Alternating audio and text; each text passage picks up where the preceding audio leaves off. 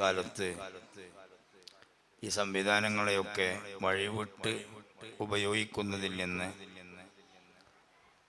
ഒരു സൽപാന്താവിലേക്ക് ഇതിനെത്തിക്കാൻ കഴിഞ്ഞു എന്നത് മദനീയം ഈ പ്രോഗ്രാമിൻ്റെ ഏറ്റവും വലിയ ഒരു മഹത്വമാണ്. ഞങ്ങളുടെ മലപ്പുറത്ത് ഞങ്ങളുടെ നാടുകളിലൊക്കെ സഹോദരിമാർ ഇതിൻ്റെ ഏറ്റവും വലിയ സഹകാരികളും ഇതിൻ്റെ പങ്കാളികളും സാന്നിധ്യമുള്ളവരുമാണ്. അല്ലാഹു ഇതിൻ്റെ ഈ ദഅ്വാരംഗത്തുള്ള ഏറ്റവും വലിയ മുന്നേറ്റം അവൻ ഏറ്റവും വലുതായി കബൂൽ ചെയ്യുമാറാകട്ടെ. ഏറ്റവും വലിയ സന്തോഷം അഹ്ലുബൈത്തുമായി ബന്ധപ്പെട്ട് മുത്തുനബിൻ്റെ പേരമക്കളുമായി ബന്ധപ്പെട്ടുകൊണ്ടാണ്. ഇതിൻ്റെ എന്തെങ്കിലും ഒരാദായം കിട്ടിയെങ്കിൽ അത് മുഴുവനും പോകുന്നത്. ഒരുപാട് വീടുകൾ അഹ്ലുബൈത്തിന് കയറ്റിക്കൊടുത്തു. അഹ്ലുബൈത്തുമായി ബന്ധപ്പെട്ട് ഒത്തിരി സഹായങ്ങൾ നൽകി എന്നതുകൊണ്ട് ഇതൊരിക്കലും നഷ്ടപ്പെട്ടു പോകുന്നൊരു സംഗതിയല്ല.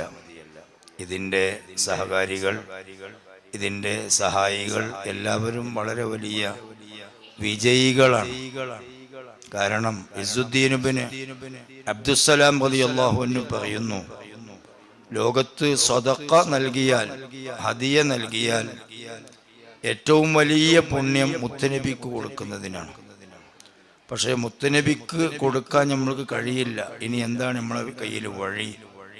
അത് അഹ്ലുബൈത്തിന് കൊടുത്താൽ മതി. തെളിവുണ്ട്. മുത്തുനബിയോട് എങ്ങനെയാണ് എൻ്റെ മേലിൽ, തങ്ങളെ മേലിൽ സ്വലാത്ത് ചൊല്ലേണ്ടത് എന്ന് മുത്തുനബിയോട് ചോദിച്ചപ്പോൾ പറഞ്ഞ മറുപടി അല്ലാഹുമ്മ സ്വല്ലി അലാ മുഹമ്മദിൻ വഅലാ ആലി മുഹമ്മദിൻ എന്നാണ്. തങ്ങളെ മേലിൽ എങ്ങനെ സ്വലാത്ത് ചെല്ലണം എന്ന് ചോദിച്ചപ്പോൾ ആലി മുഹമ്മദിനെയും കൂടി കൂട്ടിയപ്പോൾ തങ്ങൾക്ക് ചെയ്യലാണ് ആലിന് ചെയ്യൽ എന്ന് ഇസ്സുദ്ദീൻ അബ്ദുസ്സലാം എന്ന മഹാൻ കണ്ടെത്തിയത് ഒരു വലിയ സംഗതിയാണ്. അതുകൊണ്ട് ലോകത്തെ ഏറ്റവും വലിയ ഹദിയ അഹ്ലുബൈത്തിന് കൊടുക്കുന്ന ഹദിയയാണ്. അതിനെ ഹൈലൈറ്റ് ചെയ്തുകൊണ്ടാണ് മദനീയം മുന്നോട്ട് പോകുന്നത് എന്നതുകൊണ്ട് ഇതൊരിക്കലും പരാജയപ്പെടുന്ന, ഒരിക്കലും നഷ്ടപ്പെടുന്ന ഒരു സംഗതിയല്ല. അള്ളാഹു ഇത് ഖിയാമത്ത് നാൾ വരെ നല്ല കൈകളിൽ നിന്ന് നല്ല കൈകളിലേക്ക് കൈമാറ്റം ചെയ്യുന്ന ഒരു സംരംഭമായി, അണ പൊട്ടാതെ കണ്ണി പൊട്ടാതെ നിലനിൽക്കുന്ന ഒരു ഉത്തമ ശൃംഖലയായി ഇതിന് അല്ലാഹു തആല നിലനിർത്തുമാറാകട്ടെ. ആമീൻ. ഈ വീട്ടിലെ ഉമ്മ മരണപ്പെട്ടതുമായി